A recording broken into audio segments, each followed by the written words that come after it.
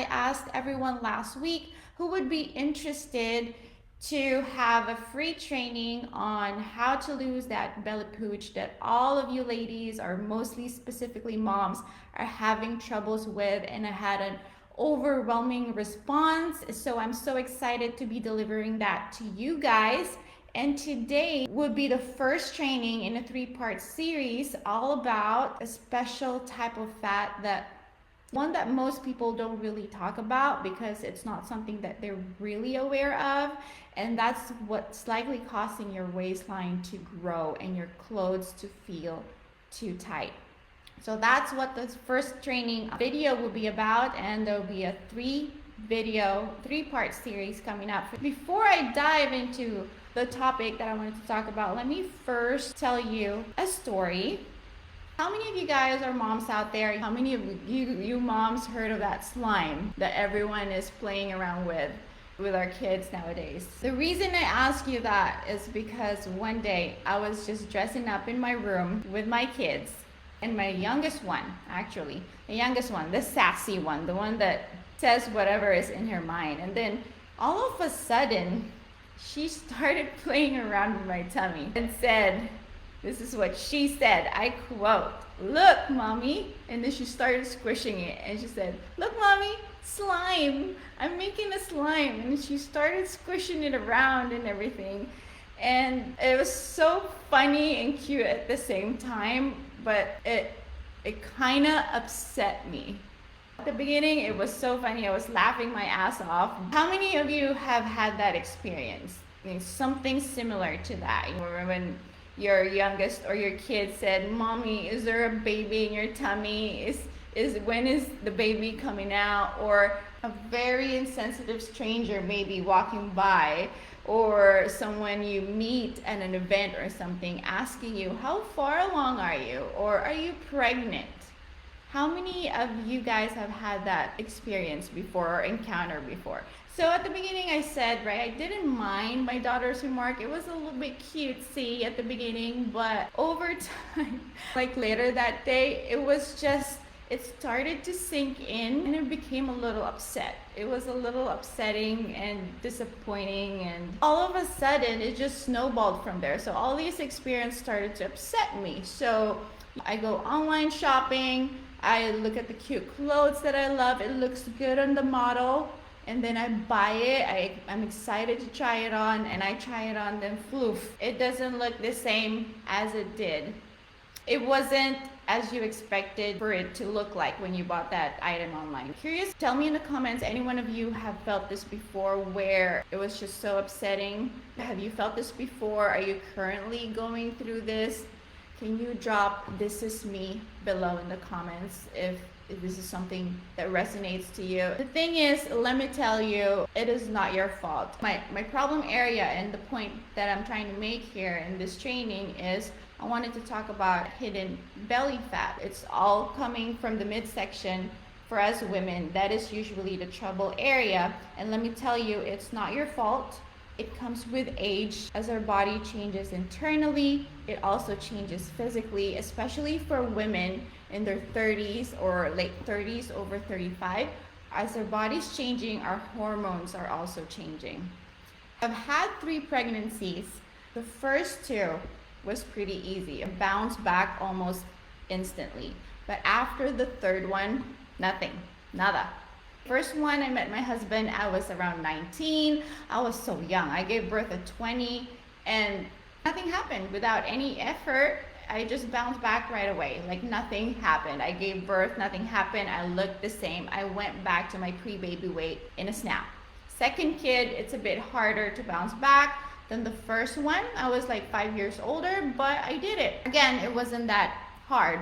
It was easy. But when the 3rd one came, it was a struggle bus for me. It was so frustrating. It was so hard to lose the weight. Eventually, I'll lose the fat on my arms, on my thighs, on my legs, but the midsection is not budging. It wasn't going anywhere. And that was me already working on my fitness. I've been on this fitness journey. I've been into fitness. I've been into exercising and eating well for as long as I can remember it. I watch what I eat. I do my exercises regularly. But just all of a sudden, after the third baby, the progress slowed down. So that was like 10 years later after my first. So I was in my 30s. So I've done everything like I've always done. But all of a sudden, what the hell? Nothing is budging. So what was I doing wrong? I even remember going to the Philippines several summers ago, and I went to Orange Theory every single morning, 5 in the morning before work. I had several months to prep for that vacation.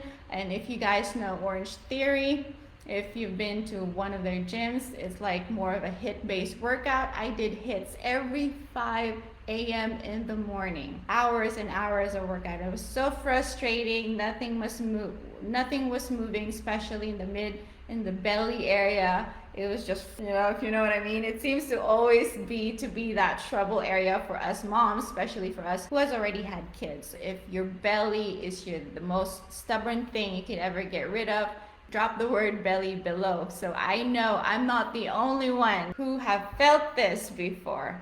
Okay, so I've came to the point where I even just accepted the fact that there's nothing I can do about it. Oh, it's just probably excess skin. I've had 3 pregnancies and it's been stretched, and I'll probably just always have it. So I just threw the towel in.